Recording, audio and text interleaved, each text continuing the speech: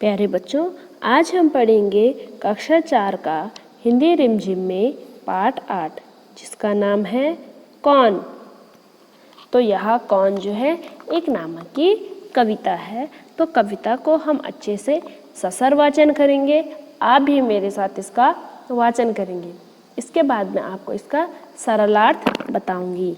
किसने बटन हमारे कुतरे, किसने स्याही को बिखराया, कौन चट कर गया दुबक कर, घर भर में अनाज बिखराया।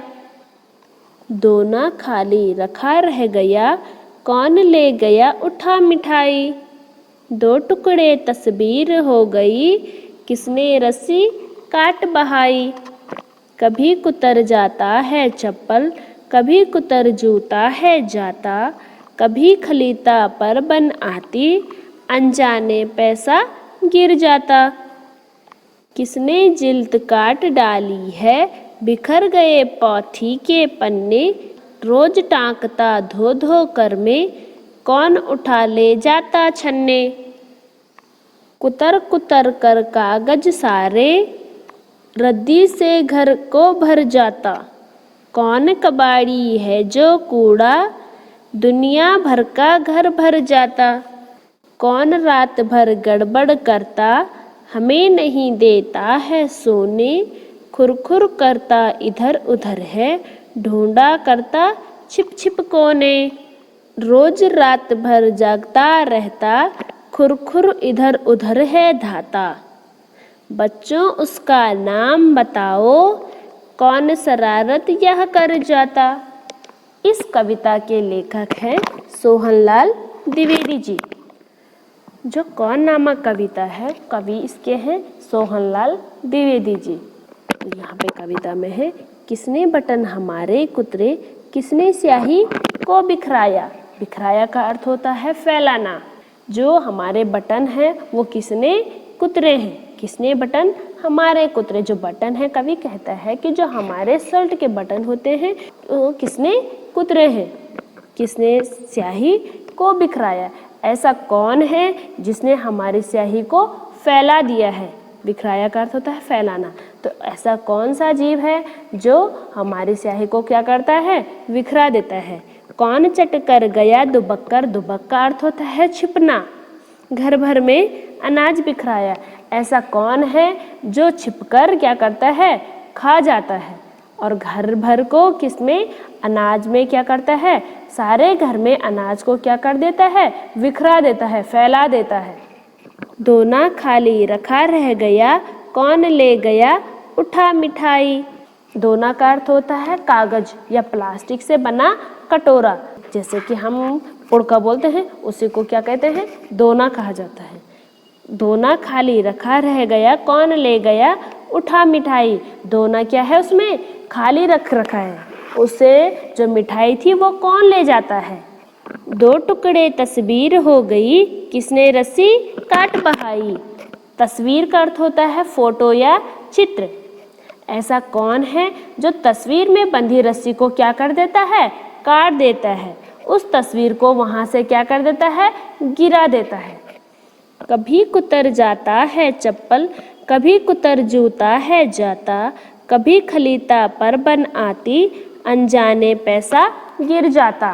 कभी कुतर क्या कुतर जाता है, हमारा चप्पल कुतर देता है। और कभी क्या कुतर देता है, जूता कुतरता है। जो शरारती जीव है वो हमारे कभी क्या कुतर जाता है, चप्पल कुतर देता है। तो कभी जूता तो कभी थैली पर क्या कर देता है, आक्रमण कर देता है। यानी कि कभी खलीता पर बनाती। खलीता का अर्थ होता है थैली। तो थैली पर क्या कर देता है, वो आक्रमण कर देता है, जिससे कि हमारे उसमें से क्या गिर जाते हैं, अनजाने पैसा गिर जाता। यानी कि जो थैली में रखा है पैसा वो नीचे जमीन पर गिर जाता है। किसने जिल्द काट डाली है, बिखर गई पोथी के पन्ने, रोज टांकता धो धो कर में, कौन उठा ले जाते छन्ने। कभी पूछता है कि वह कौन शरारती जीव है कि जो हमारे क्या कर देता है, किताबों से जिल्द काट कर उनके पन्ने को बिखेर देता है। ऐसा कौन है। पोथी का अर्थ होता है किताब। किताबों के पन्ने क्या हो जाते हैं, बिखर जाते हैं। रोज टांकता धो धो कर में, कौन उठा ले जाते छन्ने। कवि कहता है कि किताबों के जिल्द काटकर उनसे पन्ने बिखेर देता है। कौन छन्नी उठा ले जाता है जिसे मैं रोज धोकर टांकता रहता हूँ। कुतर कुतर कर कागज सारे रद्दी से घर को भर जाता। कौन कबाड़ी है जो कूड़ा दुनिया भर का घर भर जाता। कुतर कुतर कर कागज सारे रद्दी से घर भर जाता। ऐसा कौन सा वो शरारती जीव है जो हमारे घर को सारे कागजों को कुतर देता है। कवि कहता है कि ऐसा कौन सा शरारती जीव है जो कागज कुतरता रहता है जिससे पूरा घर हमारा रद्दी से भर जाता है। कौन कबाड़ी है जो कूड़ा दुनिया भर का घर भर जाता। तो कबाड़ी का अर्थ होता है कबाड़ उठाने वाला। कवि उस जीव की तुलना कबाड़ी से करता है और कहता है कि कबाड़ी की तरह यह जीव दुनिया भर का कूड़ा लाकर घर में फैला देता है। कौन रात भर गड़बड़ करता हमें नहीं देता है सोने। खुरखुर करता इधर उधर है ढूंढा करता छिप छिप कोने। कवि कहता है वो जीव कौन सा है जो हमारे घर में क्या करता रहता है, रात भर गड़बड़ करता है, यानी कि खटर पटर की आवाज़ करता है। तो ऐसा कौन है जो हमें रात को क्या नहीं देता है, सोने नहीं देता है। खुरखुर करता इधर उधर है, जो खुरखुर करता इधर उधर है ढूंढा करता छिप छिप कोने, जो अपने लिए क्या करता है, ऐसे कोने ढूंढता है जहां उसको छिपने में आसानी होती है। कभी बच्चों से पूछता है कि कौन रात भर कुछ ना कुछ गड़बड़ करता रहता है, हमें सोने भी नहीं देता, खुरखुर करता हुआ इधर उधर भागता है, खाने की चीज़ें ढूंढता है फिर कोने में छिप जाता है। रोज रात भर जगता रहता खुरखुर इधर उधर है धाता। बच्चों उसका नाम बताओ कौन शरारत यह कर जाता। रोज रात भर जागता रहता है, ऐसा कौन सा वो जीव है जो रात भर को क्या करता है, जागता रहता है। खुरखुर करता इधर उधर है, यानी कि जो इधर उधर क्या करता है, खुरखुर करता रहता है। धाता, धाता मतलब है दौड़ता, इधर उधर है धाता, इधर से उधर क्या करता है, दौड़ता रहता है, यानी कि भागता रहता है। बच्चों उसका नाम बताओ कौन शरारत यह कर जाता। कभी बच्चों से पूछता है कि उस जीव का तुम क्या बताओ, नाम बताओ जो ये शरारत, शरारत का अर्थ होता है शैतानी, जो ये शैतानी हमारे घर में कर जाता है, तो उसका नाम क्या होगा, यह आपने खुद सोचना है। ठीक है। इस कविता के लेखक कौन है, सोहनलाल द्विवेदी जी। अब पढ़ेंगे हम इसका अभ्यास। तो अभ्यास में पहला है कविता से। इसका का है, कविता पढ़कर बताओ कि यह शरारती जीव घर में कहाँ कहाँ गया। इसका उत्तर होगा, यह शरारती जीव कपड़ों में, पुस्तकों की अलमारी में, रसोई घर में, तस्वीर टंगी दीवार पर, जूते रखने के स्थान पर और घर के सभी कोनों कोनों में गया। खा है, किस तरह की चीज़ों का सबसे ज़्यादा नुकसान हुआ। इसका उत्तर होगा, सबसे ज़्यादा नुकसान अनाज, कपड़ों और पुस्तकों का हुआ। गा है, कविता में बहुत से नुकसान गिनाए गए हैं, तुम्हारे हिसाब से इनमें से कौन सा नुकसान सबसे बड़ा है, क्यों। इसका उत्तर होगा, इनमें से पुस्तकों का नुकसान सबसे बड़ा नुकसान है। इसका कारण यह है कि पुस्तकें बहुमूल्य होते हैं, यदि पुरानी पुस्तक खराब हो जाए तो वह दोबारा नहीं मिल सकेगी। घा है, इस कविता में किसकी शैतानियों की बात कही गई है, तुमने कैसे अनुमान लगाया। इसका उत्तर है, इस कविता में चूहे की शैतानियों की बात कही गई है, क्योंकि चूहा कपड़े, रस्सी और किताब कुतरता है, वह दिन भर घर में खुरखुर करता रहता है। कभी कुतर जाता है चप्पल।